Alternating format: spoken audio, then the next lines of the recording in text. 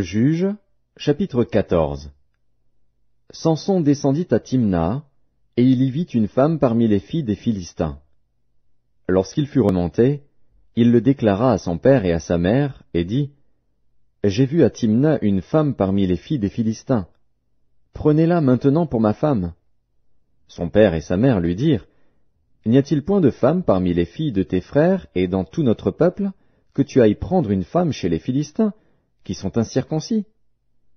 Et Samson dit à son père, « Prends-la pour moi, car elle me plaît. » Son père et sa mère ne savaient pas que cela venait de l'Éternel, car Samson cherchait une occasion de dispute de la part des Philistins. En ce temps-là, les Philistins dominaient sur Israël. Samson descendit avec son père et sa mère à Timna. Lorsqu'ils arrivèrent aux vignes de Timna, voici, un jeune lion rugissant vint à sa rencontre. L'Esprit de l'Éternel saisit Samson, et, sans avoir rien à la main, Samson déchira le lion comme on déchire un chevreau. Il ne dit point à son père et à sa mère ce qu'il avait fait. Il descendit et parla à la femme, et elle lui plut. Quelque temps après, il se rendit de nouveau à Timna pour la prendre, et se détourna pour voir le cadavre du lion. Et voici, il y avait un essaim d'abeilles et du miel dans le corps du lion. Il prit entre ses mains le miel, dont il mangea pendant la route. Et lorsqu'il fut arrivé près de son père et de sa mère, il leur en donna, et ils en mangèrent. Mais il ne leur dit pas qu'il avait pris ce miel dans le corps du lion. Le père de Samson descendit chez la femme. Et là, Samson fit un festin, car c'était la coutume des jeunes gens. Dès qu'on le vit, on invita 30 compagnons qui se tinrent avec lui. Samson leur dit, « Je vais vous proposer une énigme. Si vous me l'expliquez pendant les 7 jours du festin, et si vous la découvrez, je vous donnerai 30 chemises et 30 vêtements de rechange.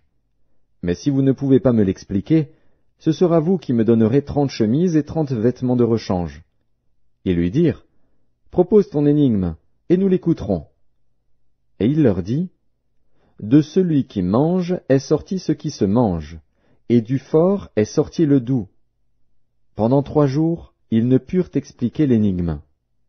Le 7e jour, ils dirent à la femme de Samson, « Persuade à ton mari de nous expliquer l'énigme, sinon nous te brûlerons, toi et la maison de ton père. C'est pour nous dépouiller que vous nous avez invités, n'est-ce pas ?» La femme de Samson pleurait auprès de lui, et disait, « Tu n'as pour moi que de la haine, et tu ne m'aimes pas. Tu as proposé une énigme aux enfants de mon peuple, et tu ne me l'as point expliquée. » Et il lui répondait, « Je ne l'ai expliqué ni à mon père ni à ma mère.